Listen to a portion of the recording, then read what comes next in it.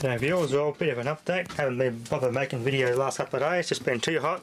I've been too busy at work and bloody buggered after work, so. Plus, the internet's been slow again.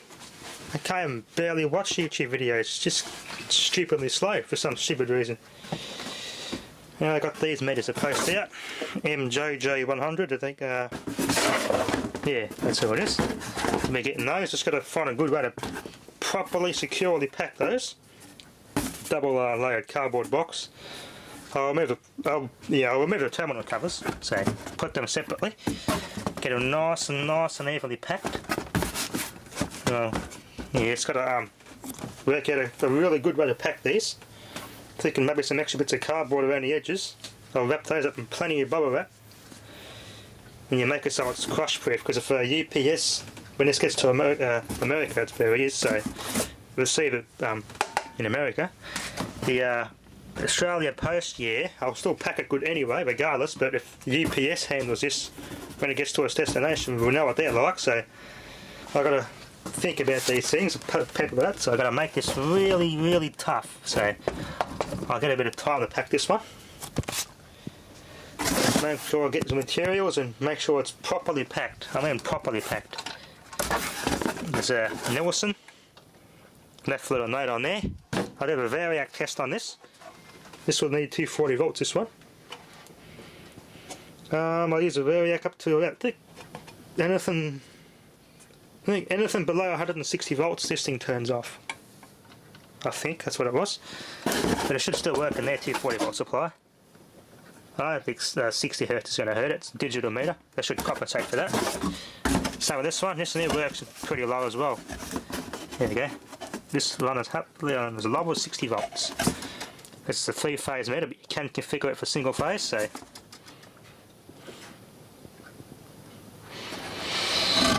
here's the potentials up in there. Little ones there. You have live 1, live 2, and live 3. Put your main live in there.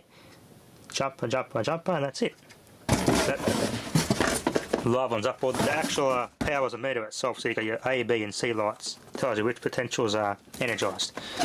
The meter itself gets power from those little ones in there. It's pretty simple, pretty straightforward. Anyway, I'll go on a hunt for some more vintage TVs. We've Fairlane 500 Skyliner's getting a good run with these, so I love to get a hold of some more. Just got to get some bloody storage space. Barely got enough room to store these meters. I'm going to have to do some rearranging of a good storage space for these. Maybe somewhere it's not so warm. Nice cool place. I'll set up and have a good display thing for my meters. So I've got all those down there yet to do videos on. That time switch, so when I get around to it I'll be doing a lot more meter videos.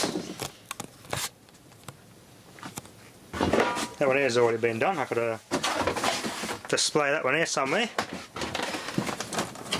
And I'll have more meters coming from Rodaka 2007 is going to send me some Dutch meters in return, sending him those meters.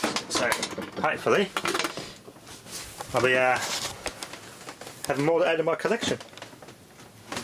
So that's where things are at this stage. Did some improvements on this, made a guard, fixed all that up. Fix the toolbox. Was going to do a test video on this, but I just can't be buggered, it's too bloody hot. I did have an intermittent bad connection fault on it though somewhere for some reason, so I've had to pull it apart and do some rechecks. But yeah, since I did the last video on this, the repair I did was with this. Reconnected this properly and it worked ever since, so this thing's actually quite a good little world. I'd love to get a hold of one of these. As I said, this is not mine. Yeah, designed to be driven at 2500 RPM. Well, it's been driven a lot faster than that. I haven't worked out the ratio, but 1000 PDO minimum for this to work. So anything below 1000 PDO, that won't generate anything. And that diff, I'm not sure what ratio that is, but you got